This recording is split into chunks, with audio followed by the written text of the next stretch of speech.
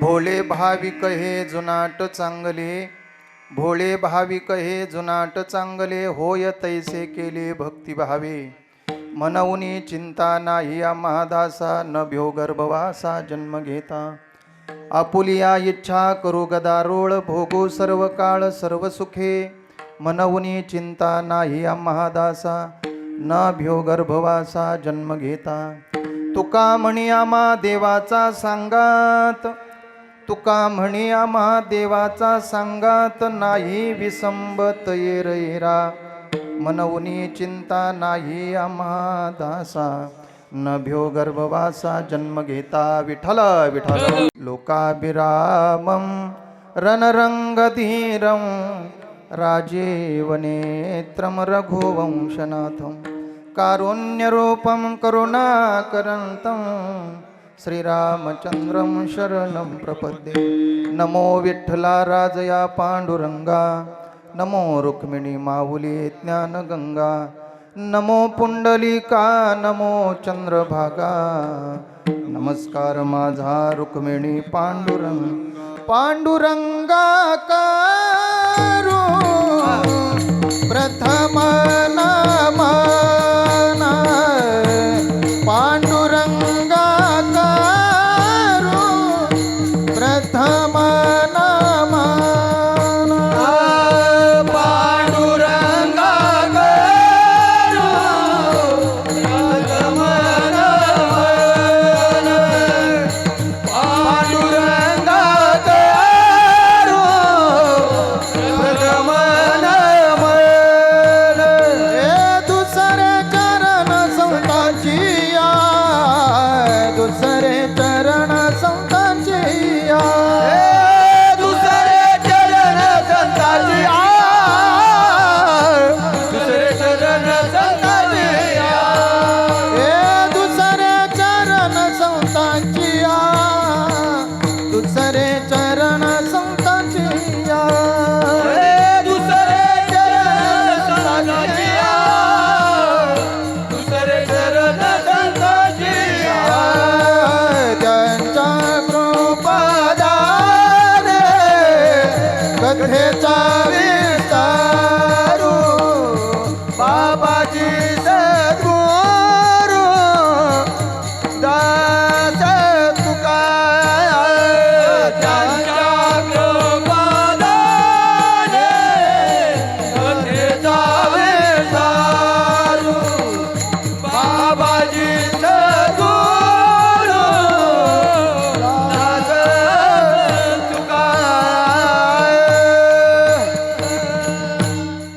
पांडुरंगा करू प्रथम नमन, दुसरे चरण संतांचिया. त्यांच्या कृपादाने कथेचा विस्तारू, बाबाजी सद्गुरु दास तुका जयांचे केलिया स्मरण. होय सकळ विद्येंच्या अधिकरण तेची वंदो, श्रीचरण श्री गुरूंचे ते नमस्कारुणी आता. ओम नमो ज्ञानेश्वरा करुणा करा दयाळा, तुमचा अनुग्रह लादलो पावन झालो चराचरी. सेवे लागी सेवक झालो, सेवे लागी सेवक झालो.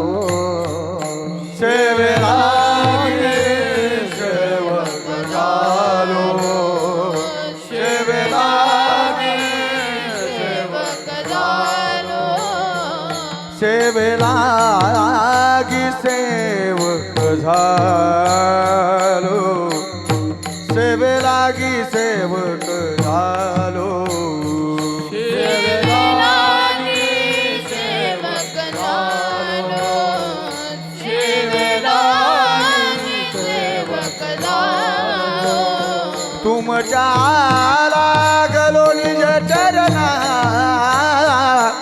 तुमच्या लागलो निज चरणा. अहो स्वामी तुकया देवा, अहो स्वामी तुकया देवा. तुमच्या लागलो निज चरणा, तुमच्या लागलो निज चरणा. अहो स्वामी तुकया देवा, अहो स्वामी तुकया देवा. सेवे लागी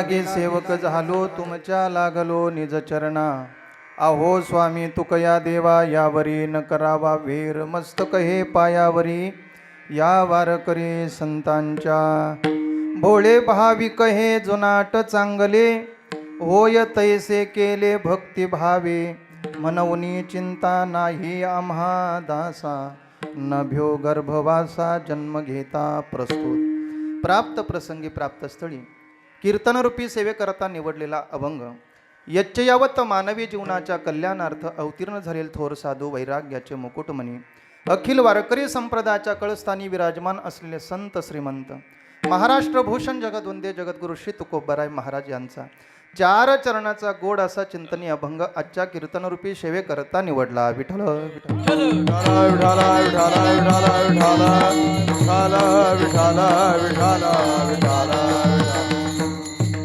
तुकाराम महाराज आजच्या अभंगातून आपण ज्या उपास्य परमात्म्याची सेवा करतो, भक्ती करतो, साधना करतो, तो उपास्य परमात्मा कसा आहे याचं चिंतन तुकोबाराय आजच्या अभंगातून प्रतिपादन करत आहेत. महाराज सांगतात आम्ही भक्तिभावाने ज्याची सेवा करतो तो परमात्मा कसा आहे. तुकाराम महाराज 4 विशेषणं भगवान परमात्म्याकरता वापरत आहेत. तुकाराम महाराज सांगतात आम्ही ज्याची सेवा करतो, भक्ती करतो तो परमात्मा भोळा आहे. आम्ही ज्याची सेवा करतो तो भाविक आहे, तो जुनाट आहे, तो चांगला आहे. भक्तिभावाने आम्ही जसा केला तसा तो परमात्मा आमच्याकरता होत असतो. म्हणून गर्भवासाची भीती आम्हाला वाटत नाही आणि संसाराची चिंता राहत नाही. आम्हाला वाटेल तेव्हा वैकुंठातून या मृत्यूलोकामध्ये येतो, भक्तीचा डांगोरा पेटतो, समाजाला भक्तिपंथाला लावतो आणि आम्हाला वाटेल तेव्हा आम्ही पुन्हा निघून जातो. महाराजांना विचारलं, महाराज हे सगळं तुमच्या जीवनामध्ये हे प्राप्त कशामुळे झालं, याला कारण काय. महाराज सांगतात त्याचं महत्त्वाचं कारण आहे आम्ही भगवंताला एक क्षण देखील विसरत नाही, त्याचा परिणाम परमात्मासुद्धा आम्हाला एक क्षण देखील विसरत नाही, हा त्याचा परिणाम. असा साधा सरळ अभंगाचा भाव आहे. अभंगावर चिंतन करण्यापूर्वी अल्पसा हा परिहार. सालाबादप्रमाणे चालू असलेला हा अखंड हरिनाम सप्ताह गणेशनगर रहिवासी मंडळ या ठिकाणी गोड आयोजन चालू आहे, किंबहुना होत आहे. 21 वर्ष पूर्ण होऊन 22व्या वर्षामध्ये पदार्पण करत आहोत आणि या 22व्या वर्षामधले ही 5व्या दिवसाची सेवा माझ्याकडे गणेशनगरवाल्यांनी सुपूर्द केलेली आहे. मला वाटते दादा हे पहिलं मंडळ तुमचं आहे की मला कोणीतरी येऊन सांगितलं महाराज वैयक्तिक कोणाचं नाव नका घेऊ, नाहीतर एवढी यादी आमच्या पुढे हातात असते. विठाला विठाला विठाला विठाला विठाला विठाला. बऱ्याच ठिकाणी फिरण्याचा योग आल्यानंतर पहिले लोक सांगतात पहिलं यांचं नाव आलं पाहिजे, त्यांचं नाव आलं पाहिजे. पण या मंडळाचं कौतुक करावं तेवढं थोडं आहे की सगळ्यांनी परिश्रम केलेले आहेत. सगळेच जण तन मन धनाने सहकार्य करून हा उत्सव वाढवण्याचा प्रयत्न करतात. त्याच्यामुळे आम्ही सगळे गणेशनगरवाल्यांचा सहभाग असल्यामुळे कुणा एकाचं नामनिर्देश न करता सगळ्यांचा या ठिकाणी व्हावा म्हणून सर्व गणेशनगर रहिवासी यांना मी मनापासून धन्यवाद देतो. हा उत्सव आपण या ठिकाणी शहराच्या ठिकाणी टिकून ठेवला. 21 वर्ष. घर बांधणं सोपं आहे पण घराचं घर पण टिकवणं कठीण आहे. लग्न करणं सोपं आहे हे लवकर कळेल, पण ते शेवटपर्यंत सांभाळणं कठीण आहे. तसं सप्ताह मांडणं सोपं आहे पण शेवटपर्यंत तो चालवणं फार अवघड आहे. पण आपण हे कार्य 21 वर्ष या ठिकाणी सातत्याने करत आहात आणि 2 वर्षानंतर आपला 2 तपपूर्ती सोहळा सुद्धा संपन्न होणार आहे. विठाला विठाला विठाला विठाला विठाला विठाला विठाला. ज्या साधू पुरुषाच्या महाराज या ठिकाणी अनुग्रह दिवसाच्या निमित्तानं आपण हा सप्ताह संपन्न करत आहोत. या महाराष्ट्राला एक जगद्गुरू प्राप्त झाले, त्यांचं नाव आहे संत श्रीमंत जगद्गुरू तुकाराम महाराज आणि त्यांच्या अनुग्रह दिवसाच्या निमित्तानं आपण हा उत्सव संपन्न करतो. या ठिकाणी 2 महत्त्वाचे घटक आहेत. एक तर या जगताला किंबहुना या विश्वाला एक जगद्गुरू प्राप्त झाला आणि दुसरी महत्त्वाची गोष्ट महाराष्ट्राचे आराध्य दैवत छत्रपती शिवाजी महाराज ही तारखेनुसार जर पाहिलं तर 19 तारखेला त्यांचा जन्मदिवस. म्हणजे हे 2 औचित्य साधून आपण या ठिकाणी हा उत्सव संपन्न करत आहोत. खऱ्या अर्थाने आजचा हा कार्यक्रम ज्यांच्यामुळे टिकला किंबहुना या मंडपात आपण बसलो त्याला कारण जर कोण असतील तर छत्रपती शिवाजी महाराज आहेत. आपल्या मंदिरावरचा कळस, आपल्या घराच्या पुढची तुळस, आपल्या कपाळावरचं कुंकू जर साबित कुणामुळे जर राहिलं असेल तर छत्रपती शिवाजी राजांमुळं. आणि आपण त्यांचा उत्सव आपण या ठिकाणी मोठ्या आनंदाने संपन्न करत आहोत. हे आपलं परम भाग्य आहे की त्यांच्यानंतर जन्माला येऊन त्यांचा उत्सव आम्हाला संपन्न करता आला. विठाल विठाल विठाला विठाला विठाला विठाला. या उत्सवाकरता सगळ्यांनी योगदान दिलेलं आहे. माझ्या कीर्तनाकरता उपस्थित सर्वच गुणरत्न या ठिकाणी उपस्थित आहे. सर्वांच्या चरणी माथा नतमस्तक करतो. 2 ताकदीचे मृदुंगाचार्य माझ्या समोर बसलेले आहेत, त्यांना सुद्धा मनापासून धन्यवाद देतो. आपण सुद्धा मायबाप या ठिकाणी उपस्थित राहून कीर्तन श्रवण सुखाचा आपण सर्वजण लाभ घेत आहात. तुम्हाला सुद्धा मनापासून धन्यवाद देतो आणि संकल्पित वेळेमध्ये सेवा सोडण्याचा प्रयत्न करतो. अभंग तुकाराम महाराजांचा आहे. तुकाराम महाराज आजच्या अभंगातून आपण ज्या उपास्य परमात्म्याची भक्ती करतो, सेवा करतो, तो परमात्मा कसा आहे याचं चिंतन तुकोबऱ्या आजच्या अभंगातून करत आहेत. विठाल विठाल विठाला विठाला विठाला विठाला विठाला. जर या सृष्टीमध्ये या जगामध्ये जर विचार केला तर महाराज 3 प्रकारची लोक प्रामुख्याने आपल्याला पाहायला मिळतात. किती? साधू संत सुद्धा म्हणतात प्रकाराचे 3 तुका म्हणे केले जन. महाराज सांगतात 3 प्रकारचा समाज तुकाराम महाराजांना दिसला. त्यातला पहिला वर्ग असा आहे जो भक्ती करत नाही. दुसरा वर्ग आहे भक्ती करून मुक्कामाला पोहोचला, म्हणजे त्या अवस्थेपर्यंत पोहोचला. आणि तिसरा वर्ग प्रामुख्याने जर आपल्याला पाहायचं झालं तर महाराज भक्ती करतो, साधना करतो, पण निश्चित प्राप्त त्याला व्हायला तयार नाही. हा तिसरा वर्ग आहे. विठाल विठाल विठाला विठाला विठाला विठाला.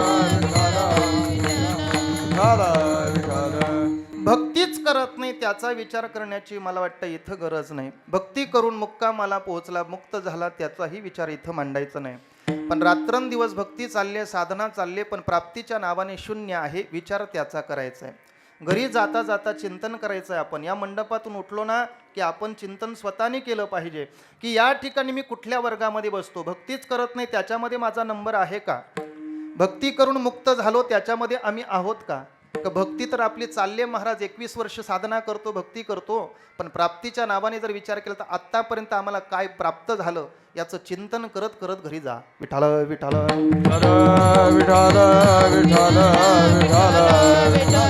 भक्तीच करत नाही असा एक वर्ग आहे, त्याला नास्तिक म्हणतात. नास्तिकाला देव मानणे नाही दादा. नास्तिक हा जगातला एक असा वर्ग आहे की तो देवाला मानायला तयार नाही, देवाचं अस्तित्व मानायला तयार नाही.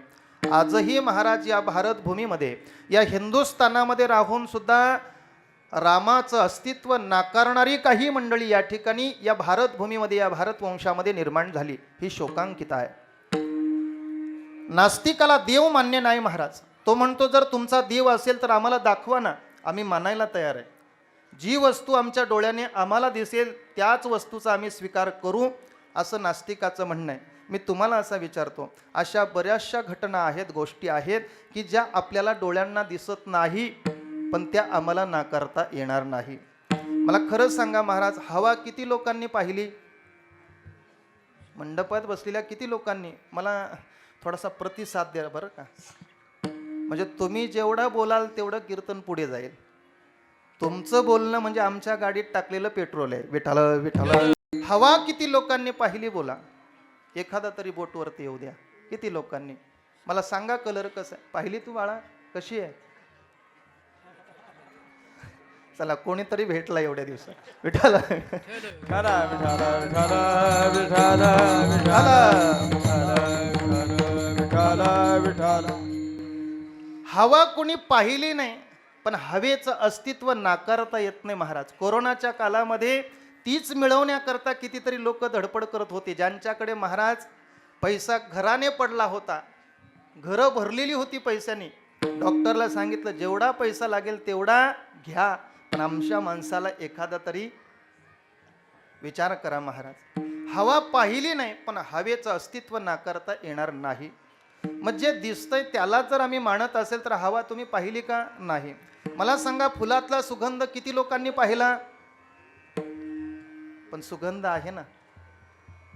साखरेतली गोडी किती लोकांनी पाहिली? पण आहे ना. आपल्या जीवनामध्ये बऱ्याच अशा गोष्टी आहेत महाराज की ज्या दिसत नाही, पण मानाव्या लागतील. विठ्ठल विठ्ठल. विठ्ठल विठ्ठल. आता या मंडपात आपण जी लाईट पाहतो कुठल्या तरी खांबावरनं आली असेल इथे, बरोबर ना? कुठून तरी त्या खांबावरनं इथपर्यंत आली, मंदिरात आली, तिथून पूर्ण या ठिकाणी वायरिंग केली आणि मग त्याला ते प्रगट करण्याकरता बल्ब लावले, बरोबर आहे? मला सांगा, त्या तारेवर वीज नाही का? पॉवर करंट नाही का? आहे. मग त्याच्याकरता काय करावं लागेल बाबा? एकतर असे बल्ब लावावे लागतील, तेव्हा कळेल याच्यात करंट आहे. दुसरी गोष्ट, त्याच्याजवळ एक साधन असतो, काय त्याचं नाव? बोला बोला. टेस्टर. त्याच्याने चेक केलं जातं. आणि ह्या दोन्ही गोष्टी ज्याच्याकडे नसेल आणि ज्याला पाहायचं असेल तर तिसरी साधन आहे, काय? ते लावू नका. ठाला नाहीतर कीर्तन ऐकून घरी जाल आणि त्याला हात लावाल, कोणी सांगितलं म्हणून माझं नाव सांगाल. असं काय करू? हा, चला. काही गोष्टी अशा आहेत दिसत नाही पण त्याचं अस्तित्व मानावं लागतं. तसं परमात्मा दिसत नाही पण परमात्म्याचं अस्तित्व आम्हाला मानावं लागेल. मला सांगा ना महाराज, कोरोना किती लोकांनी पाहिला हो? कोरोना किती लोकांनी पाहिला? कोरोना किती लोकांनी पाहिला? पाहिला नाही ना, पण लोक घाबरत होती ना. पूर्वी बाबा जर कुणाला शिंक आली, खोकला आला तर लोक काय म्हणत होती? आणि कोरोनाच्या काळामध्ये शिंकल्यानंतर 4 हात माणसं दूर जात होती महाराज. कोरोना दिसला नाही पण त्याचं अस्तित्व लोकांनी मांडलं. मी एक शब्द सांगेन महाराज, न दिसणारा कोरोना जर आम्हाला मारू शकतो, वाक्य ऐका, न दिसणारा कोरोना जर आम्हाला मारू शकतो तर न दिसणारा परमात्मा त्या कोरोनातून आम्हाला का तारू शकत नाही? बोला, का तारू शकत नाही? फक्त विश्वास पाहिजे महाराज, विश्वास पाहिजे. 108 नंबर डायल केला का आमच्याकरता ॲम्ब्युलन्स येते, एवढा विश्वास आमचा तिच्यावर आहे, त्या नंबरवर आहे. 108 नंबर डायल केला की आमच्याकरता काय येते? मग एवढा जर विश्वास देवावर ठेवला तर पवित्र तुळशीची माळ गळ्यामध्ये धारण करून तिचा जप 108 वेळा करा ना. 108 नंबर डायल केला तर आमच्याकरता ॲम्ब्युलन्स येत असेल तर पवित्र तुळशीच्या माळीचा जप 108 वेळा केला तर जगाचा मालक आमच्याकरता का येणार नाही? पण तेवढा विश्वास पाहिजे. जी वस्तू नाही आपण तिचं अस्तित्व मानत नाही. पण एक गोष्ट लक्षात घ्या, ज्या अर्थी भिंतीवर चित्र काढलेलं आहे त्या अर्थी त्या भिंतीवर चित्र काढणारा कोणीतरी चित्रकार बाबा असला पाहिजे, बरोबर आहे? भिंतीवर ज्या अर्थी चित्र दिसतो त्या अर्थी तो चित्रकार कोणीतरी काढणारा असला पाहिजे.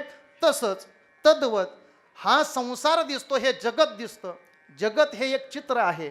मग जगत हे जर एक चित्र असेल तर या जगताला निर्माण करणारा कोणीतरी चित्रकार असेल की नाही? का आपोआप झालं ते? पण नास्तिकाचं म्हणणं आहे महाराज आम्ही त्याला मानू शकत नाही. अरे साधी गोष्ट आहे महाराज, दह्यामध्ये लोणी तूप आहे की नाही? तुमच्या पुढे दूध आणलं, दही आणलं, टाकलं आणि सांगितलं लोणी दे, निघेल का लगेच? माऊली सांगतात अरे दह्यातून तूप मिळवण्याकरता प्रक्रिया आहे तर या विश्वाच्या पसाऱ्यातून परमात्मा मिळवण्याकरता प्रक्रिया नाही का? मंथुनी नवनीता तैसे घे आनंदा वाया व्यर्थ कथा सांडी मार्ग सांडी मार्ग मंथुनी नवनीता तैसे घे आनंदा वाया व्यर्थ कथा सांडी मार्ग वाया व्यर्थ मंथुनी नवनीता तैसे घे आनंदा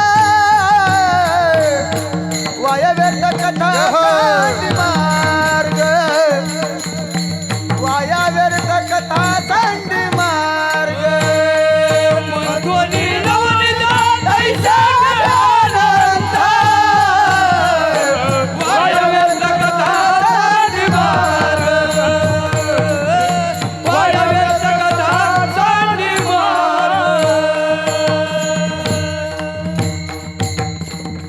माऊली सांगतात आपल्याला दह्यातून जर आम्हाला तूप मिळवायचं असेल तर त्याच्याकरता त्याचं मंथन करावं लागेल आणि मंथन केल्यानंतर त्याच्यावर लोणी आलं की मग ते कढवावं लागेल आणि मग ती प्रक्रिया पूर्ण झाली की त्याच्यातून आम्हाला काय मिळतं बाबा? हा, दह्यावर एवढ्या प्रक्रिया केल्यानंतर जर आम्हाला तूप मिळत असेल, तर या जगताच्या पसाऱ्यातून जर परमात्मा मिळवायचा असेल तर आपल्याला कट्ट्यावर कुठंतरी बसून गप्पा मारून परमात्मा मिळेल का? त्याच्याकरता काहीतरी साधना केली पाहिजे. नास्तिकाचं म्हणणं आहे, जर तुमचा देव आहे तर दाखवा. मला वाटतं याचा विचार इथं जास्त करण्याची आपल्याला आवश्यकता नाही. कारण का स्वतःचा नास्तिकपणा जगामध्ये मिरवतो महाराज. याच्यापेक्षा वेगळं सांगू, स्वतःचा नास्तिकपणा जगामध्ये मिरवत असताना आस्तिकाला सुद्धा जो नास्तिक करतो, खऱ्या अर्थाने ही व्याख्या नास्तिकाची आहे. स्वतः तर आळंदी पंढरपूरला जात नाही, पण जो चाललाय त्याला एसटी स्टँडपर्यंत पोहोचू देत नाही, त्याला नास्तिक म्हणा. स्वतः तर सत्कर्म करत नाही, पण जो सत्कर्म करण्याकरता प्रवृत्त झालाय त्याला सुद्धा सत्कर्म करू देत नाही, महाराज सांगतात त्याला नास्तिक म्हणा.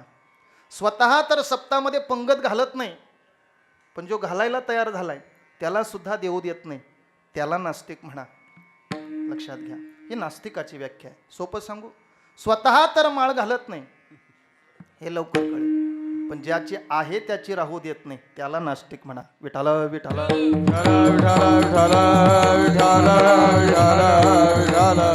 स्वतः तर नाश पावतो, पण इतरांना सुद्धा नासवल्याशिवाय राहत नाही. तुकाराम महाराजांच्या भाषेत बोलायचं झालं तर आपणासारखे करीती. हा एक प्रकारचा वर्ग या समाजामध्ये आहे, तो नास्तिक. नास्तिकाचा विचार इथं करण्याची आवश्यकता नाही. दुसरा वर्ग महाराज सांगतात बघा, जीवनामध्ये त्यांनी साधना केली, आपल्या जीवनामध्ये साधना केली म्हणजे एखाद्या गाडीमध्ये बसला आणि कुठं जायचं हे त्यांनी ठरवलं आणि बरोबर ते साधन निवडलं आणि त्या मार्गाला लागला आणि मुक्कामापर्यंत पोहोचला. साधना करून त्यांनी परमात्मा मिळवला, असा एक वर्ग आहे. महाराजांच्या भाषेत बोलायचं झालं, सुखे मी निजलो गा शून्य सारोनिये त्रिकुट शिकरी गा दान मिळे आई ते.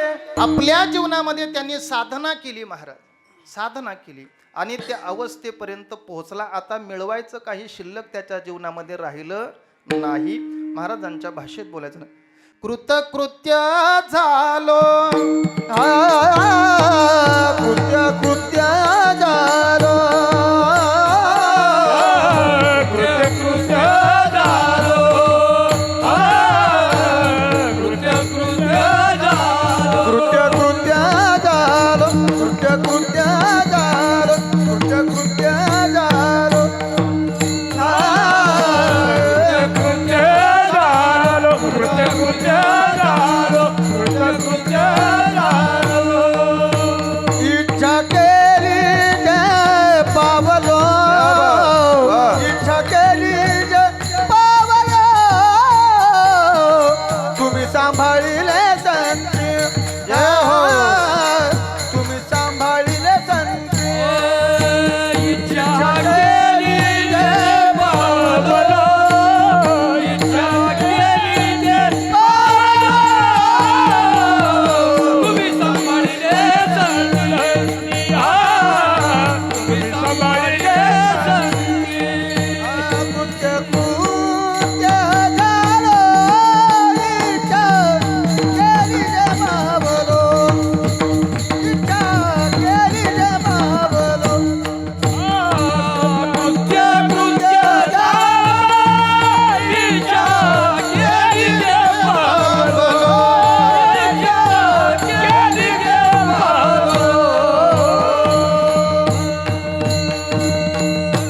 आपल्या जीवनामध्ये जी इच्छा निर्माण केली आणि ती इच्छा महाराज शेवटाला गेली, पूर्णत्वाला गेली, असा एक वर्ग आहे.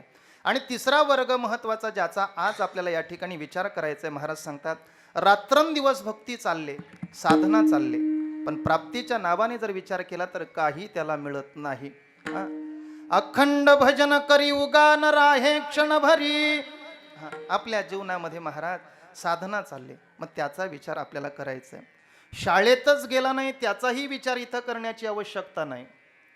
शाळेत जाऊन पास झाला त्याचाही विचार इथं करायची गरज नाही. पण शाळेत जातो, पास होण्याकरता अभ्यासही करतो, पण रिझल्ट आणायला गेला की फर्स्ट क्लास नापास होतो. विचार त्याचा करायचा आहे. नावेतच बसला नाही त्याचाही विचार इथं करायचा नाही. बसून पलीकडे गेला त्याचाही विचार इथं मांडायचा नाही. पण विचार केला पाहिजे कुणाचा? नावेत बसलेला आहे, सकाळपासून वल्ले मारतो, पण नाव हातभर सुद्धा पुढे सरकत नाही, विचार त्याचा करायचा आहे. विचार केल्यानंतर दोष सापडत असतात, मार्ग मोकळा होत असतो. आतापर्यंत आपल्या जीवनामध्ये भक्ती चालली, साधना चालले महाराज, पण आमच्या जीवनामध्ये प्राप्त का होत नाही? तुकोबाऱ्यांनी या समाजाकडे लक्ष गेलं, भगवत भक्ती थांबायला तयार नाही. आणि आपल्या जीवनामध्ये महाराज, आपण जर एखाद्या परमात्म्याची जर सेवा करत असेल, भक्ती करत असेल, तर त्या भगवत भक्ताला जीवनामध्ये 4 गोष्टी प्राप्त झाल्या पाहिजे. कोणत्या? महाराज सांगतात, निश्चिंतता, निर्भयता, सुखरूपता आणि स्वतंत्रता. या 4 गोष्टी आपल्याला भगवत भक्तीने प्राप्त झाल्या पाहिजे. पण या समाजाकडे तुकाराम महाराजांनी पाहिलं तर समाजाचे चेहरे सुकलेले दिसले महाराज, चेहऱ्यावरचा आनंद गायब आहे. आज माणसाकडे सगळं आहे बाबा, सगळं आहे, पण महाराज चेहऱ्यावरचा आनंद मात्र दूर गेला आमच्याकडे. आम्ही पैशाने संपन्न झालो, कपड्याने संपन्न झालो, सगळ्या गोष्टी आमच्याकडे आहेत महाराज, पण आमच्या जीवनामध्ये जो पाहिजे तो आनंद नाही. स्टुडिओमध्ये गेल्यानंतर तो फोटोग्राफर आम्हाला सांगतो, बाबा बोला बोला असा. किती दुर्भाग्य आपलं. विठाला विठाला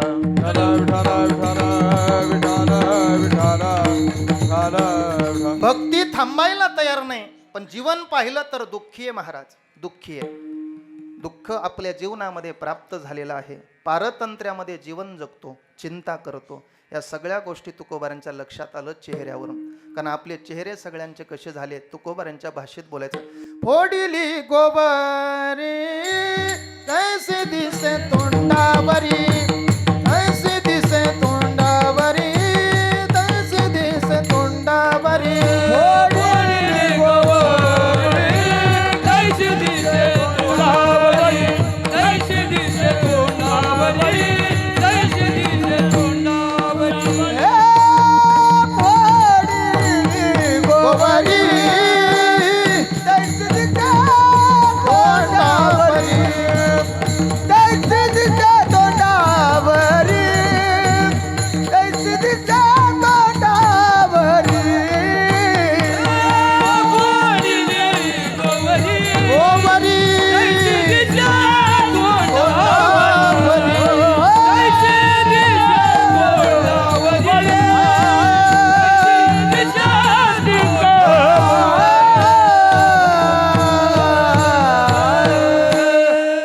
आपल्या सगळ्यांचे चेहरे तुकोबारांच्या लक्षात आले की यांच्या जीवनामध्ये साधना थांबायला तयार नाही, पण प्राप्ती मात्र काही व्हायला तयार नाही. कारण जीवन दुःखी आहे, चिंता करतात, पारतंत्र्यामध्ये जीवन जगतायत. तुकाराम महाराजांनी विचारलं, बाबा तुम्ही भक्ती तरी कुणाची करता?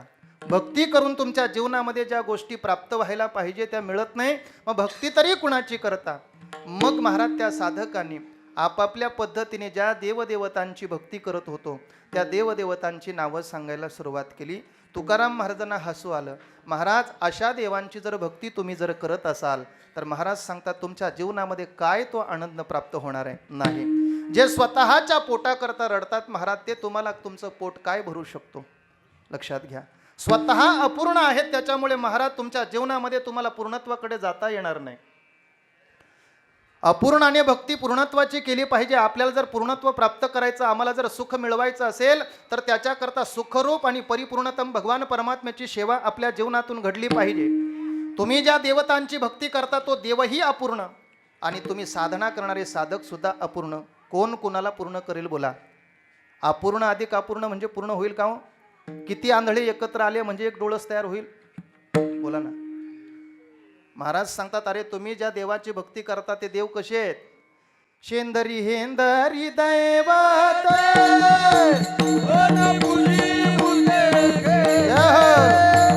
आपुल्या पोटाची मग तशी ते अवतार. हेंदरी दैवत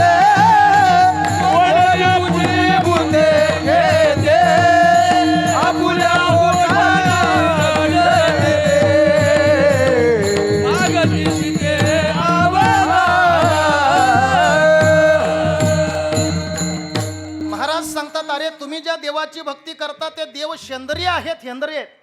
आणि अशा देवाच्या पाठीमागे जर तुम्ही लागला तर तुम्हाला काय पूर्णत्वाकडे जाईल? जे स्वतःचे पोट भरण्याकरता इतरांना पीडा देतात, आपुल्या इच्छा अनेका पिढी अरे स्वतःची पोटं भरण्याकरता जे स्वतः दुसऱ्याकडे रडगाणं करतायत मागतायत ते तुमची पोटं काय भरतील महाराज. अपूर्णाने पूर्णत्वाकडे जाण्याकरता पूर्णत्वाची भक्ती केली पाहिजे, पूर्णत्वाची केली पाहिजे. अपूर्णाने अपूर्णाची भक्ती केली तर पूर्णत्वाकडे जाऊ शकत नाही. मला साधी गोष्ट सांगा महाराज, रोग्याचा रोग बरा होण्याकरता निरोगी डॉक्टराकडे जावं का रोगी डॉक्टराकडे गेलं पाहिजे. नाहीतर रोगी ही रोगी आणि डॉक्टर ही जर रोगी असेल तर कोण कोणाचा रोग घालवेल बोला. विठाल विठाल कळण्याकरता एक उदाहरण सांगतो 1 मिनिटात. एकाला दृष्टीदोष झाला महाराज. रात्री झोपलेला सकाळी पहाटे उठला आणि उठल्यानंतर महाराज बायकोने चहा घेऊन आला. आता बऱ्याच लोकांना सवय कुठली बेट्टी म्हणजे दात घासायचे नाही, अंघोळ नाही, काय नाही, देवपूजा नाही, विधी नाही, नित्यनियम नाही, काहीच नाही. आणि सकाळी गोधडीतून डोकं बाहेर काढलं की लगेच काय पाहिजे, चहा पाहिजे. बायको चहा घेऊन आली. महाराज त्यांनी डोळे चोळले, पाहिला तर सगळं डबल दिसायला लागलं महाराज. हातातली कप बसी डबल, जे घेऊन आले सगळं डबल दिसायला लागलं. बायकोला सांगितलं अगं काहीतरी गडबड झाली, रात्री बरा होतो, आता सगळ्या वस्तू डबल दिसतात. बायकोने सांगितलं वेळ नको घालू, तुम्ही पटकन निघा, दवाखान्यात जा, चांगल्या डॉक्टरला दाखवा.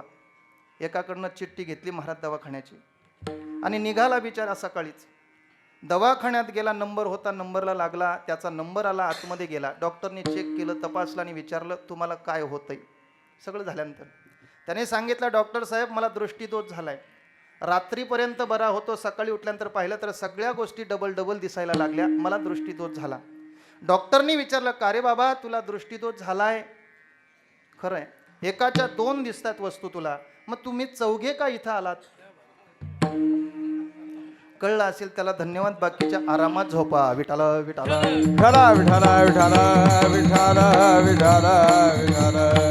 रोगी आपला रोग बरा करण्याकरता ज्या डॉक्टरकडे गेला होता, रोग्याला 2 दिसत होत्या महाराज वस्तू, पण ज्याच्याकडे निदान करण्याकरता गेला त्या डॉक्टरला किती दिसत होते, 4. आता कोण कोणाचा रोग घालवेल का त्याला घालवेल तो.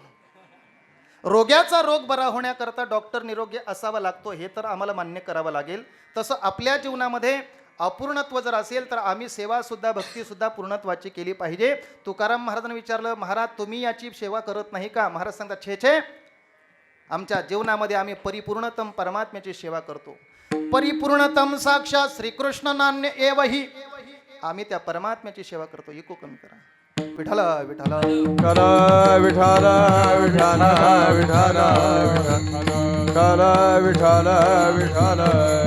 आम्ही त्या परमात्म्याची सेवा करतो महाराज, अशा देवताची आम्ही सेवा करत नाही. मग महाराजांना विचार ठीक आहे महाराज आतापर्यंत तुम्ही आमच्या देवाची विटंबना केली, आमच्या देवाला नावं ठेवली, आमचा देव शेंद्र आहे हेंद्र आहे सगळं काही तुमचं आम्ही मान्य केलं. पण तुकाराम महाराज तुम्ही ज्या देवाची भक्ती करता साधना करता जरा तुमचा देव कसा आहे सांगता का, आम्हाला कळेल अशा सोप्या भाषेत सांगा. तुकाराम महाराज सांगतायत अरे सांगतो ना ऐक ना, आम्ही ज्या परमात्म्याची सेवा करतो भक्ती करतो तो परमात्मा कसा आहे याचं चिंतन करत असताना तुकोबारे महाराज त्या साधकाला आपला देव कसा आहे याचा विचार अभंगाच्या पहिल्या चरणात. भोळे भाविक आहे जुनाट चांग रे, भोळे भाविक आहे जुनाट चांग रे, भोळे भाविक आहे जुनाट चांग रे, भोळे भाविक आहे जुनाट चांग रे, भोळे भाविक आहे जुनाट चांग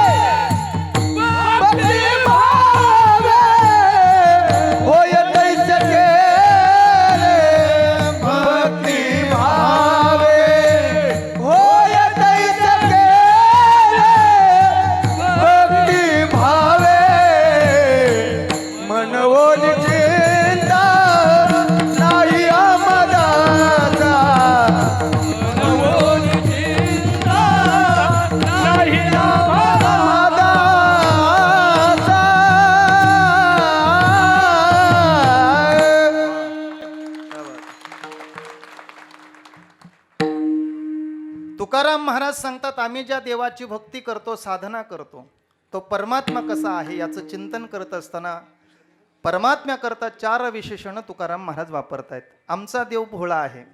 पहिला शब्द महाराज त्या लोकांच्या कानावर, त्या साधकांच्या कानावर पडला आणि सगळ्या आपापसामध्ये चर्चा करायला सुरुवात केली की अरे, आतापर्यंत तुकाराम महाराजांनी आपल्या देवाला नावं ठेवली, पण तुकाराम महाराजांचा देव आपल्याला वाटलं भारी असेल, पण तुकाराम महाराजांचा देव कसा आहे? बोला, भोळा. या समाजामध्ये भोळा या शब्दाची व्याख्या आम्ही काय करतो? जो वेडा आहे, जो बावळट आहे, त्याला आपण काय म्हणतो? ज्याला सहज माणसं फसवतात, लोक म्हणतात आमच्या गावात तो लय भोळा आहे. भोळा या शब्दाची व्याख्या बावलट आपण करू शकतो महाराज. तुकाराम महाराज देवाला बावलट म्हणतील? देवाला बावलट म्हणणं म्हणजे स्वतःचा बावलटपणा सिद्ध करणं. विठ्ठल विठ्ठल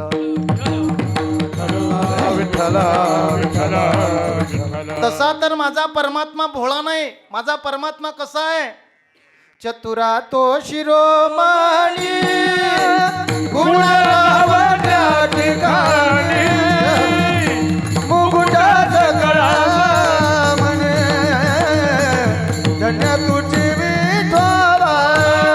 चतुर तो शिरोमणी, गुणावत्याची घाणी, मुकुटाचा गळा म्हणे, धन्य तुझी विठोबा. चतुरा तो शिरोमणी, गुणावत्या ठिकाणी, मुकुटाचा गळा म्हणे, धन्य तुझी विठोबा. चतुर तो शिरोमणी, गुणावत्याची घाणी, मुकुटाचा गळा म्हणे,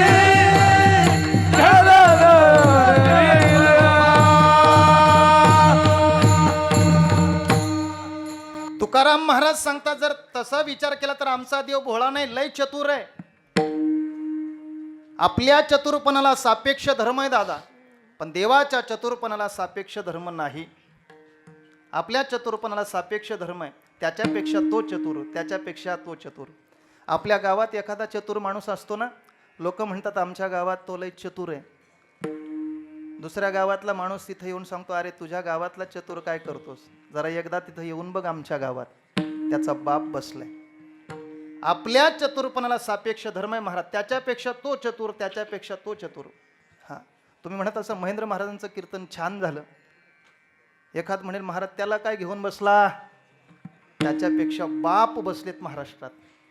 आपल्यापेक्षा कोणीतरी चतुर आहे, आपल्या चतुरपणाला सापेक्ष धर्म आहे. आमचे गुरुवर्य याच्यावर एक उदाहरण सांगायचे बघा. माणूस माणसाला फसवतो चतुरपणा करून, पण महाराज त्याला सुद्धा फसवणारा कोणतरी मिळत असतो.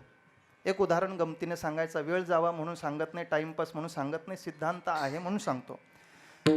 एक मुलगा मुलगी पाहण्याकरता फिरायचा. आता ती सीझन आहे म्हणून तो उदाहरण देतो, नाही तर दुसरा दिला असता. मुली पाहण्याकरता तो फिरत होता महाराज. त्यांनी विचार केला, पहिला भिवंडी तालुका, आता आमच्यापासून सुरुवात करू दे. पूर्ण भिवंडी तालुक्यामध्ये फिरला, कुठेही मुलगी मिळत नाही. मग त्यांनी तालुका बदलला, जवळचा कल्याण तालुका घेतला. कल्याणमध्ये गेला, कोणी पोरगी द्यायला तयार नाही. शहापूरमध्ये गेला. नंतर त्यांनी विचार केला, पूर्वेला नको, आता पश्चिमेला येऊ. मग तो इकडे विरार वसई या साईडला आला महाराज. पण तरी सुद्धा त्याचं लग्न जमत नाही. शेवटा खजील झाला महाराज. वाईट वाटलं, एवढी वर्ष झाली, लहान लहान पोरांची लग्न झाली, पण मी असा राहिलो. एक मित्र, त्याचा जोडीदार, त्याला शहरातला भेटला आणि विचारलं, काय रे एवढा उदासीन आहेस, झालं काय? म्हणे काही नाही, 5 वर्ष झाले मुलगी पाहण्याकरता फिरतोय, पण आत्तापर्यंत लग्न जमत नाही. म्हणजे झालंय काय, गाडीवर जात असताना गाडी स्लिप झाली आणि पडलो, पुढचे सगळे दात माझे पडले. त्याच्यामुळं महाराज एकही मुलगी मला पसंत करत. त्यांनी सांगितलं, अरे एवढी गोष्ट आहे ना, चल माझ्याबरोबर, मी शहरात राहतो. त्यांनी महाराज इकडं जोगेश्वरीला आणला, चांगल्या दवाखान्यामध्ये दाखवलं. डॉक्टरनी त्याला पूर्ण काय केले, डुप्लिकेट दात बसवून दिले, जशाला तसे महाराज. हां, आणि जे डुप्लिकेट बसवतात ना महाराज, त्याला लय घमेंट असते त्या माणसाला. हां, तो म्हणतो बघा जशाला तसे बसवले. पण देवाचं कौतुक महाराज कधी करत नाही बरं का. 64 दात ज्या परमात्म्याने दिलं त्या परमात्म्याचं कधी कौतुक आम्ही करत नाही, पण 4 दात जर डॉक्टरनी बसवले तर त्याचे कौतुक महाराज 4 तालुक्यात सांगतो. सगळे दात बसवले. 8 दिवसामध्ये त्या पोराचं लग्न जुळलं गेलं. मित्राच्या घरी गेला आणि त्याला धन्यवाद दिले. अरे मित्रा, तू युक्ती केली नसती तर आज माझं लग्न जमलं नसतं. बरं झालं म्हणे. 1 महिन्याच्या आतमध्ये लग्न झालं, संसार चालू झाला. पण याच्या मनामध्ये एकच खंत होती की आतापर्यंत माझ्या बायकोला, माझ्या जोडीदारीला मी फसवलंय. आज नाही तर उद्या हे कळणार आहे, त्याच्यापेक्षा आपण सांगितलेलं बरं. पण पुन्हा विचार करायचा, लगेच सांगितलं तर पुन्हा टाकून जायची आपल्याला. आली का पंचायत? म्हणून थोडा वेळ थांबला महाराज तो. 1-2 लेकरं झाली आणि मग त्यांनी एकांतामध्ये बायकोला घेतल्याने सांगितलं, अगं आतापर्यंत 4 वर्ष झाली आपल्या लग्नाला, पण मी तुला फसवलंय म्हणे. बायकोने सांगितलं, अहो असं काय बोलता तुम्ही? लग्न झाल्यापासून कधी एक चापट, कधी एक शिवी, काही तुम्ही आजपर्यंत केलं नाही. जी वस्तू मागायच्या अगोदर माझ्या जवळ प्राप्त व्हायची, मला असं वाटत नाही मी तुमच्याबरोबर लग्न करून फसलोय म्हणून. नाही म्हणे, मी तुला फसवलं. म्हणे सांगा काय, कशाने मी फसलो? म्हणे माझं लग्न जुळत नव्हतं. 4 तालुके फिरलो पण लग्न काही जुळत नव्हतं. म्हणे झालं काय, का जुळत नव्हतं? म्हणे पुढचे दात आहेत ना, हे सगळे मी डुप्लिकेट बसवले. याला असं वाटलं, हे सांगितल्यानंतर बायकोला राग येईल महाराज. ती जोर जोरात हसायला लागली. त्यांनी विचार केला, का ग तुला राग नाही आला माझ्या बोलण्याचा?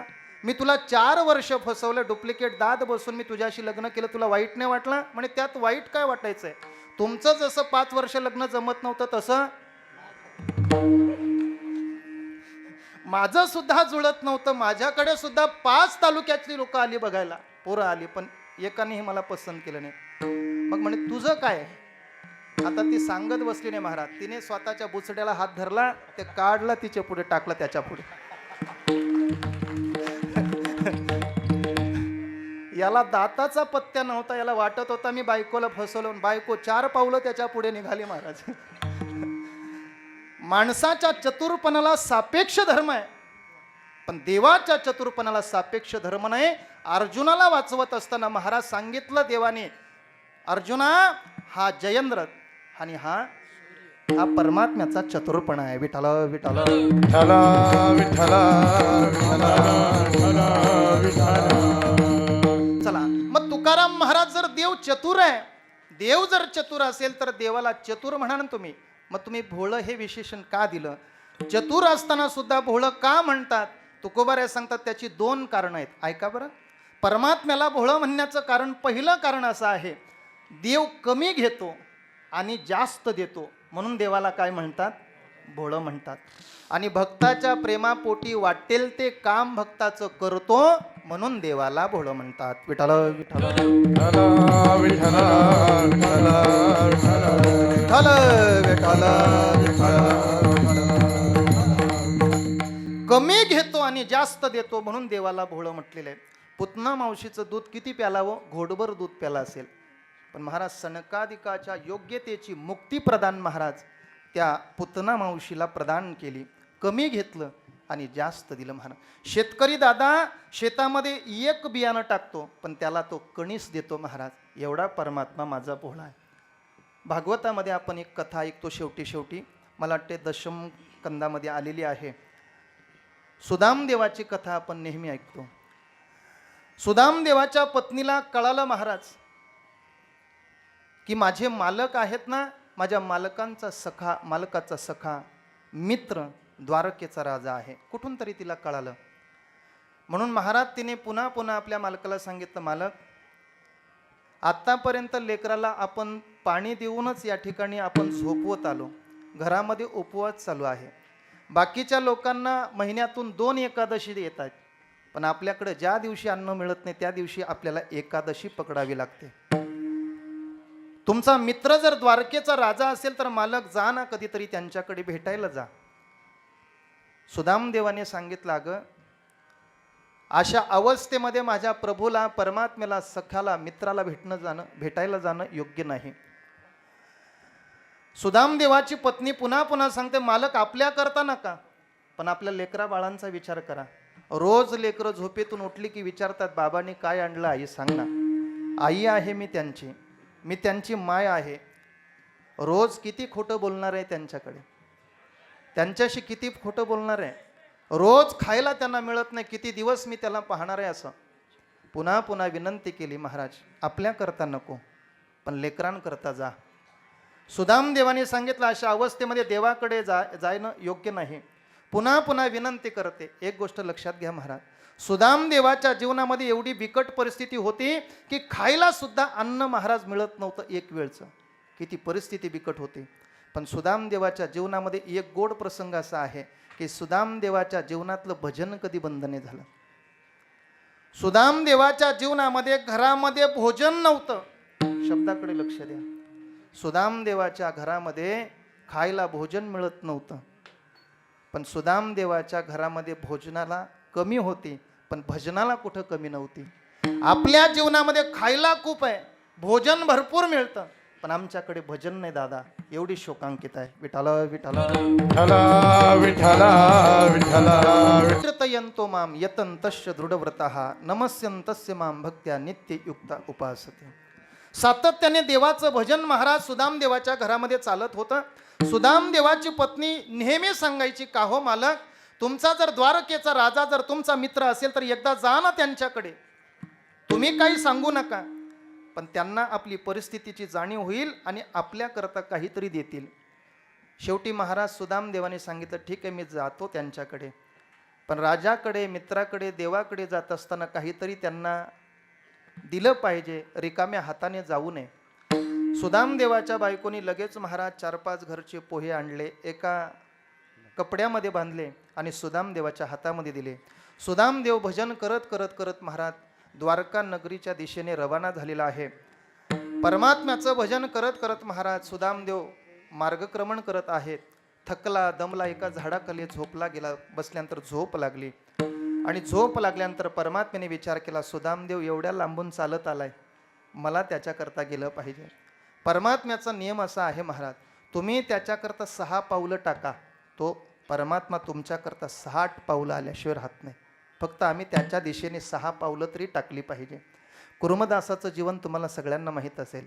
कुरुमदास महाराज अंतःकरणापासून वारी करता निघाला. किती वाऱ्या जीवनात केल्या त्यांनी? किती केल्या बोला? किती केल्या? एक सुद्धा पूर्ण झाली नाही महाराज. पण अर्ध्या वारीत माझा जगाचा मालक त्यांना भेटण्याकरता आला. अंतःकरणापासून त्याच्या पुढे पाऊल टाका, परमात्मा आपल्याकरता धाव घेतल्याशिवाय राहत नाही. सुदामदेव झोपलेला असताना महाराज त्या ठिकाणी परमात्म्याने अशी लीला केली की सुदामदेवाला उचललं आणि द्वारका नगरीच्या जवळ आणून सोडलं. झोप मोडली गेली. डोळे उघडल्याने पाहिलं तर अरे मोठे मोठे महल दिसत आहेत. वाट सरूला विचारलं, का रे बाबा, द्वारका नगरी किती लांब आहे आणखी? अरे म्हणे द्वारका नगरीतच तुम्ही आहात. मोठे मोठे महल पाहिल्याने विचारलं, मग आमचा कन्हैया त्याचं घर कुठं आहे? तो महाराज विचारात पडला, कन्हैया म्हणे काय पत्ता आणलाय का त्याचा? गल्ली नंबर, घर नंबर, मोबाईल नंबर? म्हणे तसलं काय नाही. मग यांनी सांगायला सुरुवात केली, अरे कन्हैया कोण नेमकं सांग. त्यावेळेस महाराज सुदामदेवाने फोडून सांगितलं, माझा बाळपणाचा सखा माझा कृष्ण परमात्मा. असं का? अरे मग कन्हैया काय म्हणतो? अरे तो तर या नगराचा राजा झालाय, राजा, आणि त्याला एकरी भाषेत बोलतो. कुठं महल आहे त्याचा? नाम निर्देश केला, बोट दाखवलं आणि सुदामदेव महाराज भजन करत करत करत करत महाराज त्या दरवाजापर्यंत पोहोचला. पोहोचल्यानंतर द्वारपालाला विनंती केली, होय द्वारपाला हो, माझं नाव सुदाम आहे, मी माझ्या कृष्णाला, माझ्या परमात्म्याला भेटण्याकरता आलोय. फक्त त्याला जाऊन निरोप सांगा, तुमचा बालपणीचा सखा सुदाम तुमच्याकरता भेटण्याकरता आलेले, तुम्हाला भेटण्याकरता आलाय. सगळ्यांनी विटंबना करायला सुरुवात केली, टिंगल करायला सुरुवात केली. अरे कुठं आमचा राजा आणि कुठं तू? फाटलेलं धोतर आहे, मळकटलेलं महाराज सदरा आहे, लटलट लटलट अशी मान हालते, हातामध्ये काठी आहे. अरे कुठं आमचा राजा आहे आणि कुठं तू त्याचा मित्र सांगतोस? पण एका साधकाला महाराज त्याच्यावर विश्वास बसला. म्हणून लक्षात घ्या महाराज, आपल्या जीवनामध्ये भगवत भक्त कोण असू शकतो, हा बाह्यरंगाने कधीच महाराज जाऊ नका. आपण सगळे जे भालतो ना, हे बहिरंगाला भाळतो, बहिरंगाला. सुदामदेवाची बाह्य परिस्थिती कशी होती? ही दिसायला जरी फाटकी असली तरी अंतःकरणापासून महाराज भगवत भक्त होता तो. एका द्वारपालाने महाराज धाव घेतली, परमात्म्याकडे गेला, प्रभूला हात जोडले आणि प्रभूला सांगितलं, प्रभू परमात्म्याला विनंती केली, देवा आजपर्यंत या द्वारका नगरीमध्ये असा भिकारी मी पाहिला नाही, फाटलेलं धोतर लावलेलं आहे, कालवटलेला चेहरा आहे, हातामध्ये काठी आहे, लटलटमान हलते आणि तो तुमचा मित्र आहे, सखा आहे असं म्हणतो. मग विचारलं, एवढं सगळं जर तू विचारलं असेल तर नाव विचारायला काय झालं होतं? त्यावेळेस महाराज त्या द्वारपालाने सांगितलं, देवा ते नावही मी विचारलंय. काय? सुदाम हे शब्द कानावर देवाच्या पडले आणि परमात्मा आपल्या सिंहासनावर उडी घालतो आणि महाराज बिगर चपलाच्या धावत सुटला. माझ्या सुदाम देवाला आवाज येतो, हे सुदामा, माझा सखाला आला, माझा सखाला सुदामा मित्रा जीव लगा, माझा सखाला आला,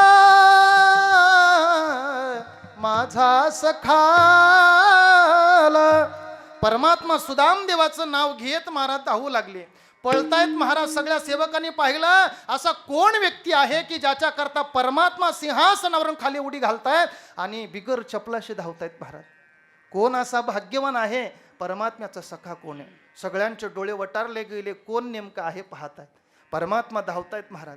गेटवर आले आणि सुदामदेव एकच विचार करत होता, बाळपणी संधीपणी ऋषींच्या आश्रमात झालेली कृष्णाची भेट आहे. आता परमात्मा विसरला असेल का? एवढा मोठा राजा झाला, विसरला असेल. आतमध्ये अंतःकरणातून भाव निर्माण झाला. पण माझ्या कृष्णाने सुदामदेवाला पाहिलं, आवाज दिला, सुदाम. हे शब्द कानावर पडले. पाठीमागे वळून पाहिला तर बाळपणीचा सखा, माझा परमात्मा सखा कृष्ण कन्हैया. महाराज देव जवळ गेले, कडकडून मिठी मारली. कृष्ण परमात्म्याने महाराज सुदामदेवाला कडकडून मिठी मारली, हाताला धरलं, आपल्या महालात आणलं. आज मला वाटलं जगातला सगळ्यात भाग्यवान जर कोण होता तर सुदाम. विठ्ठल विठ्ठल विठ्ठल विठ्ठल विठ्ठल विठ्ठल विठ्ठल विठ्ठल. सुदामदेवाला हाताला धरलं, आपल्या सिंहासनावर बसवलं महाराज. आणि सिंहासनावर बसून आपण आतमध्ये महाराज आपल्या राण्यांना सांगितलं, पाणी आणा पाय धुण्याकरता. त्यांना विलंब झाला. जगाच्या मालकाने आणि हात पुढे पसरले. सुदामदेवाचे पाय आपल्या हातात ठेवले, मस्तक त्यांच्या डोक्यावर पायावर ठेवलं आणि आपल्या डोळ्याच्या अश्रुधारेने महाराज सुदामदेवाचे चरण धुतले गेले. त्यांची चरणच आपल्या मस्तकाला लावली. काय भगवान परमात्म्याचा भाव होता बघा. लहानपणीचा सखा परमात्मा आपल्याला भेटण्याकरता एवढ्या लांबून इथं आलाय आणि परमात्मा त्याच्या पायाची धुळी आपल्या मस्तकाला लावतो. महाराज किती प्रेम असेल, किती प्रेम असेल. परमात्म्याने महाराज त्याचे पाय धुतले गेले, तिलक केलं आणि मग विचारलं, सुदामा काय चाललंय तुझं? सुदामदेव सांगायला सुरुवात केली, पण लक्षात आलं देवाच्या, इथं तो सगळं सांगू शकत नाही. महालामध्ये नेलं, त्याला पलंगावर झोपवलं. परमात्मा त्याच्या चरणाची सेवा करतो आणि विचारायला सुरुवात केलं, सुदामदेव तुझं काय चाललंय, कसं चाललंय? सुदामदेवाने सांगायला सुरुवात केली, पण सुदामदेव महाराज त्या ठिकाणी विषय बदलला आणि विचारलं, तुझं काय चाललंय तेवढं सांग. कृष्णाने सांगितलं, अरे तू माझ्याकडे आलाय, अगोदर तुझी खुशाली सांग ना. दोन मित्र महाराज 60 वर्षात जरी भेटले ना तरी त्याला त्याचं बाळपण आठवत असतं. सुदामदेवाला ते बाळपण आठवलं, सगळ्या गोष्टी सांगायला सुरुवात केली आणि मग कृष्णाने विचारलं, का रे बाबा लग्न झालं का तुझं? म्हणे झालं ना देवा. काय नाव आहे माझ्या वहिनीचं? म्हणे सुशीला. देवा अरे नावाप्रमाणेच माझी बायको आहे, अत्यंत प्रेमळ आहे, तुझं भजन करणारी आहे. हे सगळं सांगितल्यानंतर कृष्ण परमात्म्याने सांगितलं, सुदामदेवाने सांगितलं, का रे कृष्णा तुझं लग्न झालंय का? हो म्हणे माझं झालंय, पण नंतर तुला ही सगळी कहाणी नंतर सांगतो, कारण हे कीर्तन संपेल त्याच्यात. विठ्ठल विठ्ठल विठ्ठल विठ्ठल विठ्ठल. मग जर तुझं लग्न झालं असेल, तुझ्या बायकोचं नाव सुशीला आहे म्हणजे माझ्या वहिनीचं नाव, मग तिने जर तुला इकडं जर पाठवलं असेल तर मग तिने निश्चितच माझ्याकरता काहीतरी दिलं असेल, काहीतरी दिलं असेल ना. मग महाराज त्या ठिकाणी या महालामध्ये 4 घरचे मागून आणलेले पोहे देवाच्या पुढे कसे काय प्रगट करावे म्हणून सुदामदेव लपवायला सुरुवात करतो. परमात्म्याने सांगितलं, अरे काय लपवतो? मी कोणती वस्तू तू आणले हे कधीच पाहत नाही. गीता वाचली नाही का तू? पत्रम पुष्पम फलम तोयम यो मे भक्त्या प्रयच्छति तदहम भक्त्युपरुतमश्नामी प्रेतात्मनः. महाराज सांगतात, मी काही पाहत नाही, तू काय अर्पण करतो याच्यापेक्षा कसं अर्पण करतो हे मी पाहतो. मग निसिंभाव उल्हासे मजार पवयाचे मिसे फल एक आवडे तैसे भलतयाचे. महाराज सांगतात, अरे तू कोणती वस्तू समर्पण करतो याच्यापेक्षा कोणत्या भावनेने समर्पण करतो हे मी पाहत असतो. अरे काय लपवतो काढ. सुदाम देवानी महाराज पोह्यांची महाराज गाठोडी लपवायला सुरुवात केली. देवाने हिसकावून घेतली आणि मुठभर पोहे आपल्या मुखामध्ये टाकले. पोहे सुदाम देवाचे फके मारी कोरडीचे, फके मारी कोरडीचे, फके मारी कोरडीचे. पोहे सुदाम देवाचे फके मारी कोरडीचे, फके मारी कोरडीचे, फके मारी कोरडीचे.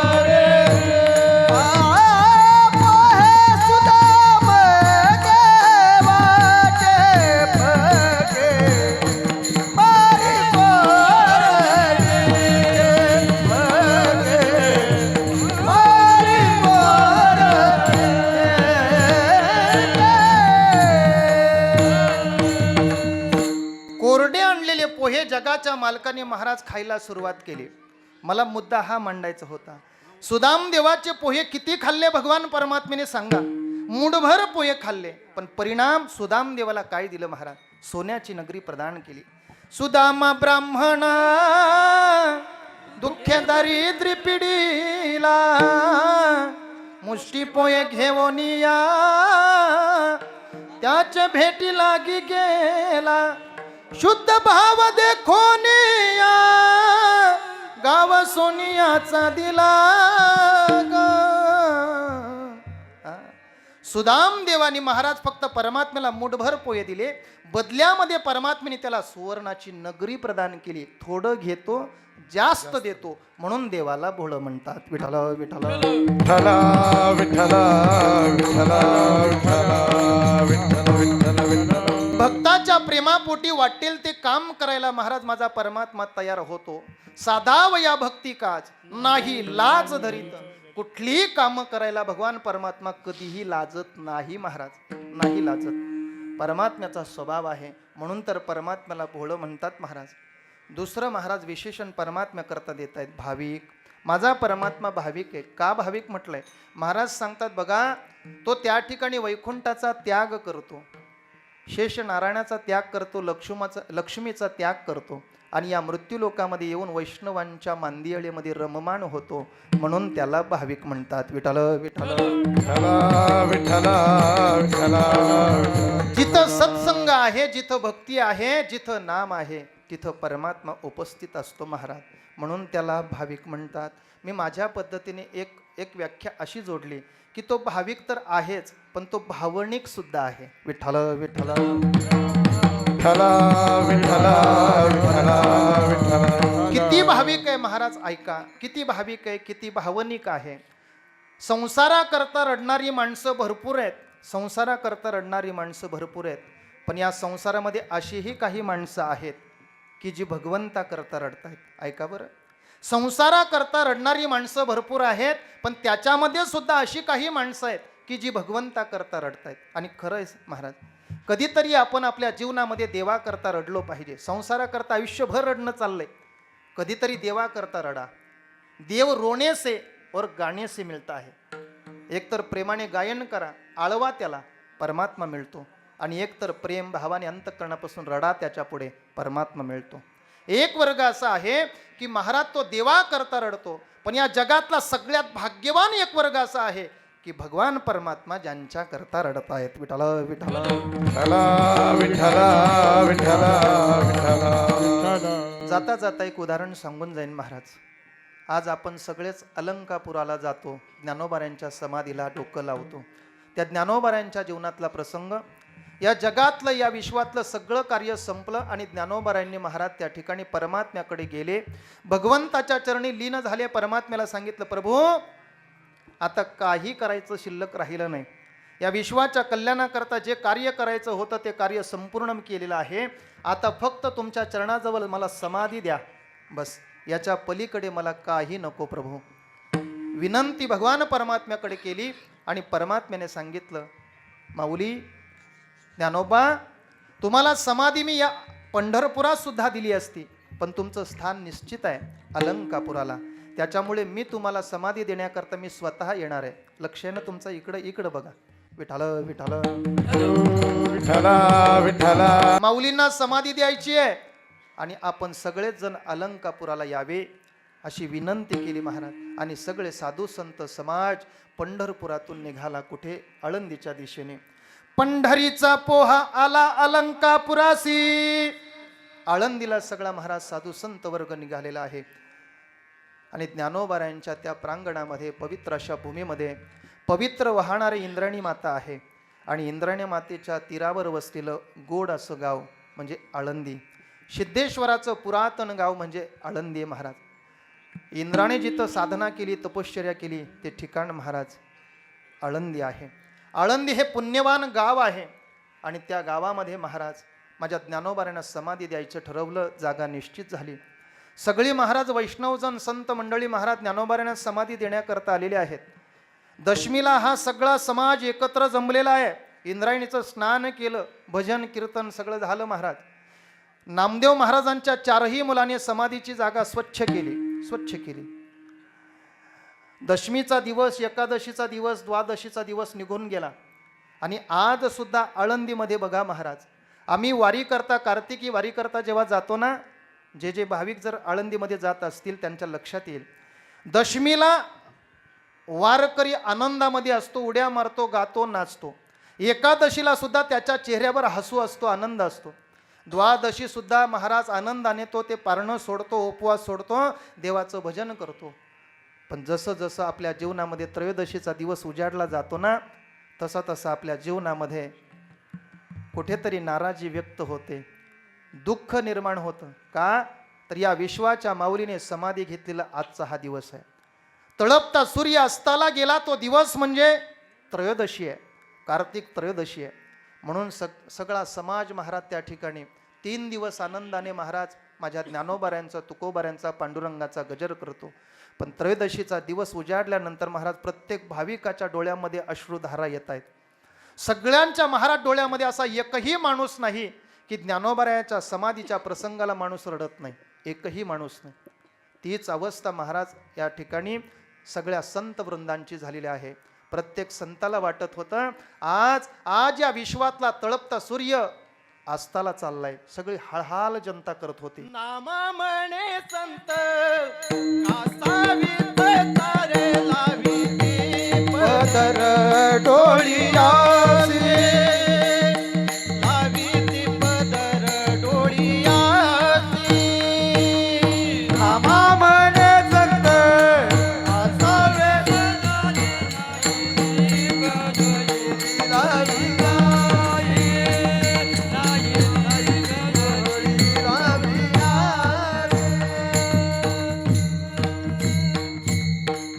संत वृंदांच्या महाराज त्या ठिकाणी डोळ्यामध्ये अश्रुधारा आहेत.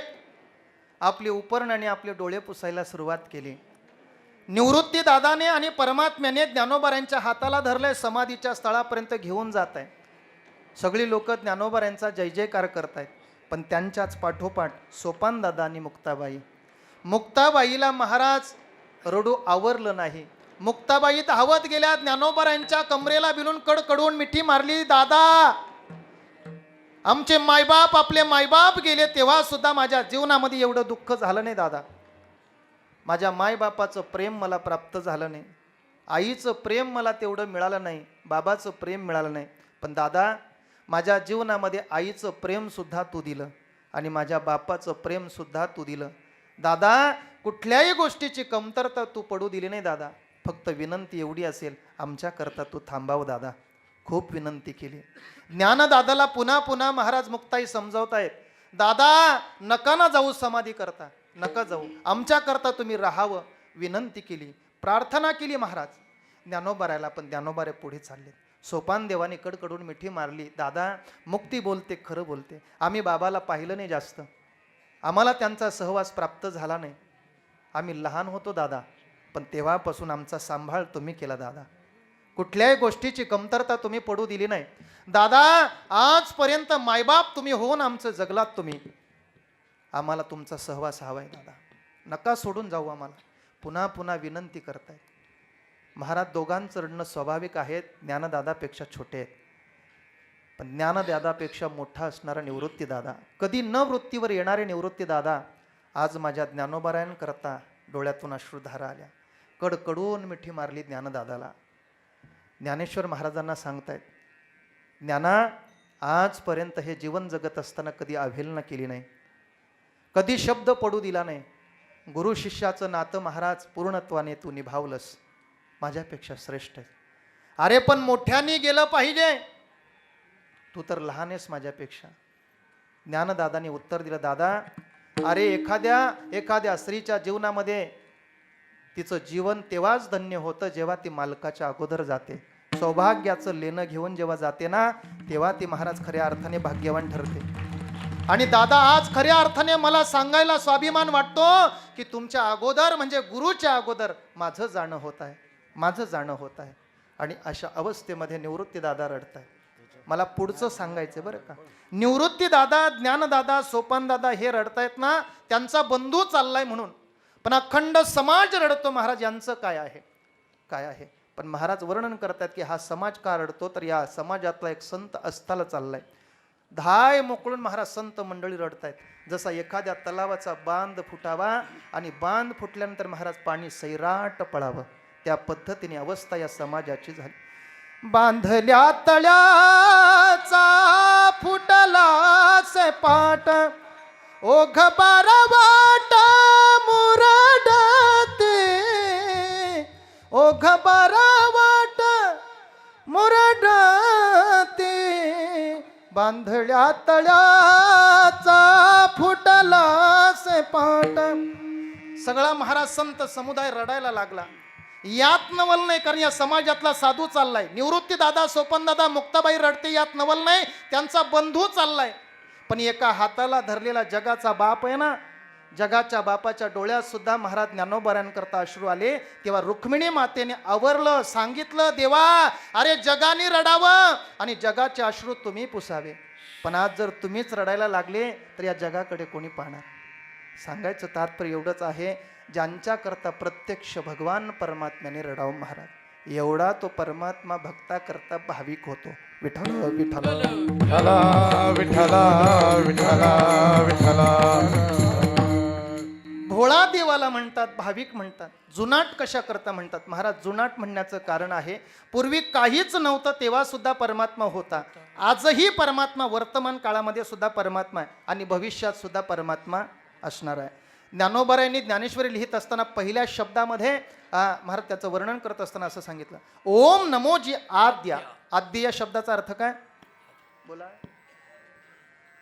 आद्य या शब्दाचा अर्थ पूर्वीचा, जेव्हा कोठेच नव्हते काही, जेव्हा काहीच नव्हतं तेव्हा सुद्धा माझा परमात्मा होता, आजही तो आहे, उद्या सुद्धा तो असणार.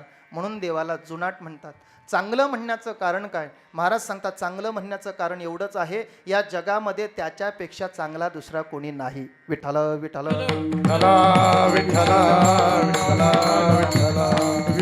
चांगला म्हणजे सुंदर महाराज, त्याच्यापेक्षा सुंदर या जगामध्ये या विश्वामध्ये दुसरा कोणी नाही. आपण नेहमी म्हणत असतो, राजस सुकुमार मदनाचा पुतळा, रवी शशिकळा लोपलिया, राजस सुकुमार मदनाचा पुतळा. एवढा माझा परमात्मा महाराज कसा आहे, गोड आहे. महाराज क्षमा मागून सांगतो बरं, 22 तारखेला मला अयोध्येमध्ये जाण्याचं सौभाग्य ठाणे जिल्ह्यातून प्राप्त झालं आणि 22 तारखेला मी त्या प्राणप्रतिष्ठा निमित्तानं तिथं त्या प्रांगणामध्ये उपस्थित होतो. देवाच्यासाठी मंत्रपुष्पांजली चालू होती आणि हे सगळं होत असताना जेव्हा पहिली प्रतिमा जेव्हा स्क्रीनवर आली ना, परमात्म्याचा पहिला फोटो, जेव्हा पूर्ण विधी आटोपल्यानंतर देवाचं जे तेज होतं महाराज, ते स्वरूप होतं, त्या ठिकाणी बसलेला सगळा संत समुदाय 100% लोक जेवढी होती ना, तेवढ्या प्रत्येकाच्या डोळ्यामध्ये महाराज देवाचं रूप पाहिल्यानंतर पाणी होतं महाराज. एवढं माझं परमात्म्याचं स्वरूप गोड आहे महाराज. या जगामध्ये सगळ्यात गोड जर कोण असेल तर माझा भगवान परमात्मा आहे. सगळ्यात सुंदर जर कोण असेल तर माझा परमात्मा महाराज. देवापेक्षा गोड कोणी नाही महाराज. नाम तुम्हारा तारनहारा कब तेरा दर्शन होगा जिसकी रचना इतनी सुंदर ओ कितना सुंदर होगा ओ कितना सुंदर होगा. महाराज सांगतात अरे हे विश्व ज्यांनी एवढं सुंदर निर्माण केलं सांगा ना तो विश्व निर्माण करणारा किती सुंदर असेल म्हणून त्याला चांगलं म्हणतात. विठ्ठल विठ्ठल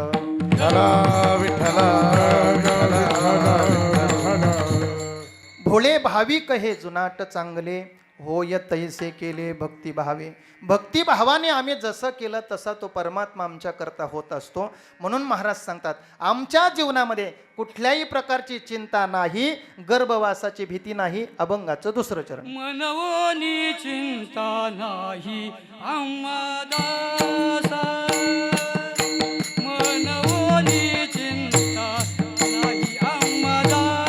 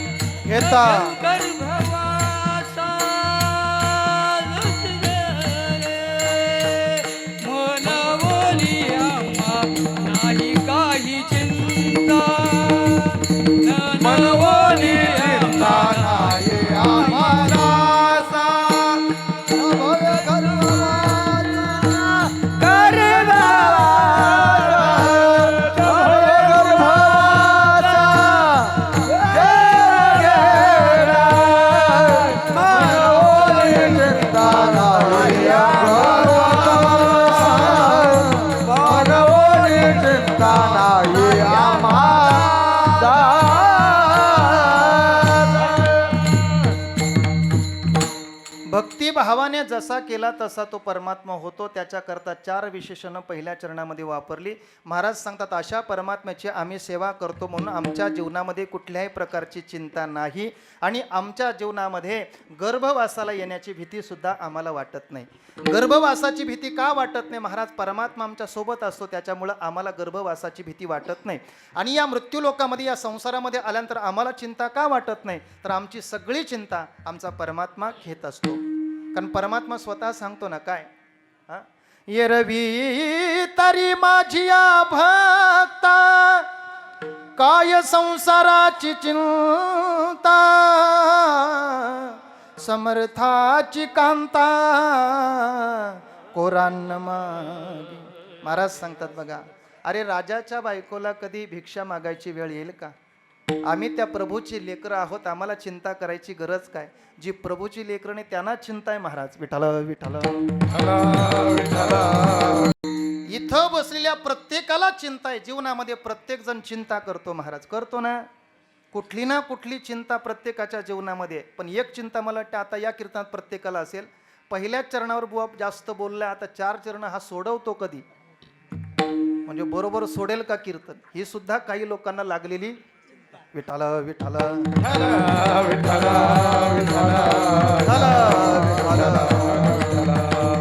वेगवेगळ्या प्रकारची चिंता माणसाच्या जीवनामध्ये असते. पण महाराज सांगतात आमच्या जीवनामध्ये कुठल्याही प्रकारची चिंता नाही. कारण का आम्हा हरीच्या दासा काही भय नाही त्रैलोक्य. किंवा चिंता ते पळाली गोकुळा बाहेरी प्रवेश भीतरी केला देवे. ज्याच्या अंतरामध्ये परमात्मा आहे त्याला चिंता करण्याची गरज नाही. आणि महाराज सांगतात आमच्या जीवनामध्ये म्हणून आम्हाला चिंता करायची गरज नाही. म्हणून चिंता नाही आम्हा दासा न भिहो गर्भवासा जन्म घेता. आम्हाला गर्भवासाची सुद्धा भीती वाटत नाही. असा 2 चरणाचा भाव आपल्या पुढे थोडक्यात मांडण्याचा प्रयत्न केला. या ठिकाणी सगळ्यांनी प्रेमाने बरं का आत्तापर्यंत तुम्हाला कुठल्याही प्रकारचा त्रास दिला नाही. जसा TV लावावा ऑन केल्यानंतर बघत बसा त्या पद्धतीने तुम्ही बसलात. आता थोडा त्रास घ्या. हाताची घडी मोकळी करा आणि जोरात महाराज माझ्या भगवंता करता प्रेमाने भजन करा. विठोबा रखुमाये, विठोबा रखुमा, हा टाळी टाळी हा. विठोबा विठोबा रखुमा सावकार विठोबा रखुमाई रखुमा, रखुमा रखुमा, विठोबा रखुमाई विठोबा रखुमाई विठोबा रखुमा विठोबा रखुमाई विठोबा रखुमा रखुमा, विठोबा रखुमा विठोबा रखुमा, विठोबा रखुमा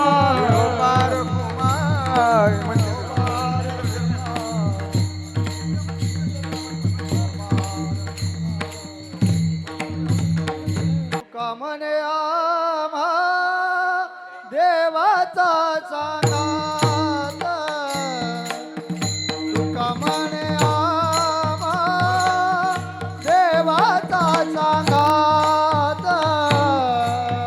तुका म्हणे आम्हा देवाचा स्वानंद तुका म्हणे आम्हा देवाचा सांगत तुका म्हणे आम्हा देवाचा सांगात,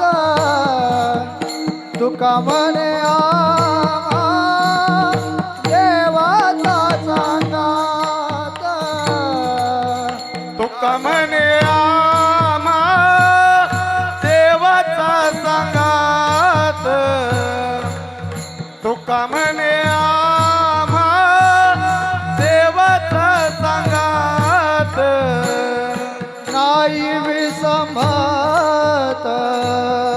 येरा,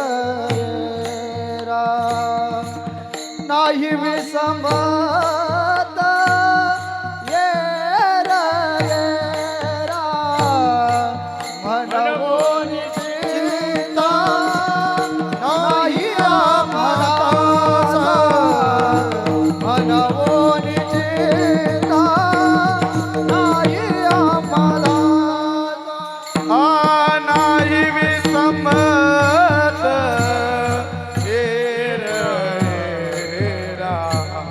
नाही विसंमत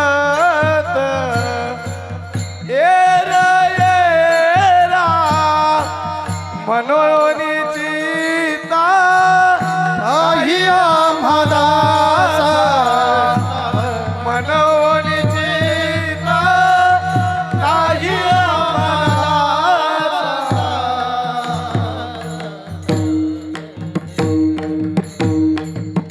महाराज सांगतात आमच्या जीवनामध्ये चिंता नाही, गर्भवासाची भीती नाही.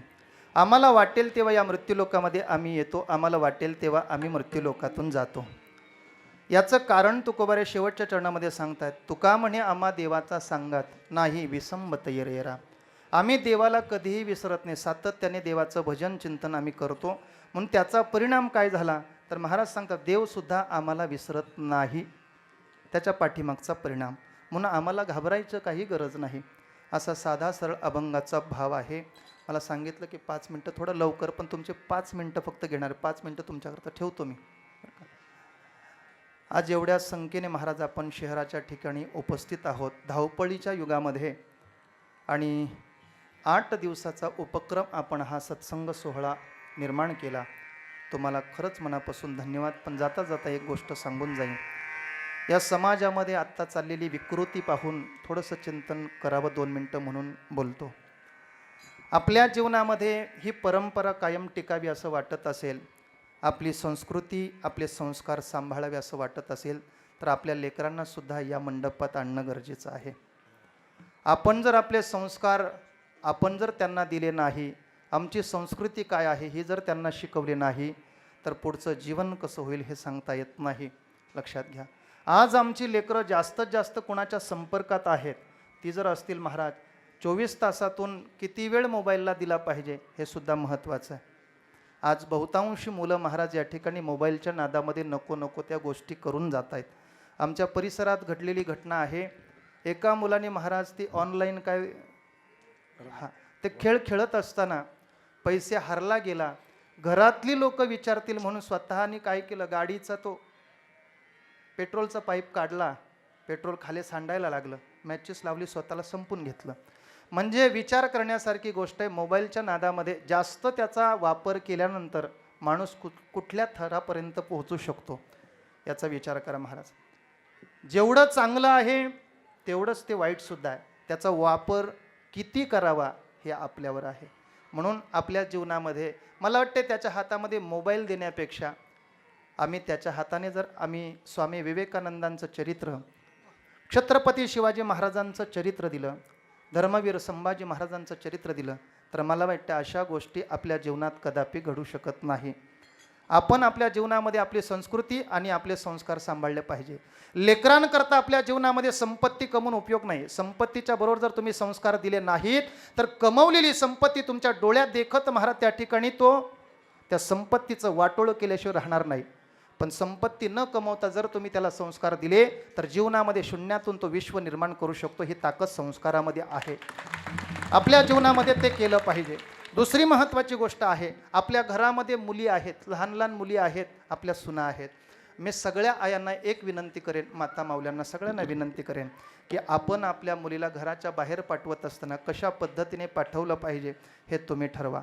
आज महाराज या शहराच्या ठिकाणी आल्यानंतर कधी कधी मान खाली घालून चालावं लागतं. ही शोकांकिता वाटते. आपल्या मुली जर बाहेरच्या देशाचं अनुकरण करत असतील, पण जर विचार केला तर बाहेरची लोक आपल्या देशाचं अनुकरण करतात. आपली संस्कृती जा वृंदावनामध्ये महाराज साडी घालून ती महिला दिसेल महाराज फॉरेनची, पण आज आपण विचाराने सुद्धा कमी झालो आणि कपड्याने सुद्धा माणसं तोकडी व्हायला लागली. मी तुम्हाला शेवटचा शब्द सांगतो, तुमच्याकडे जर पैसा असेल, संपत्ती असेल, तर तुमच्या मुलीच्या अंगावर 25,000चा ड्रेस घाला, मला आनंद आहे.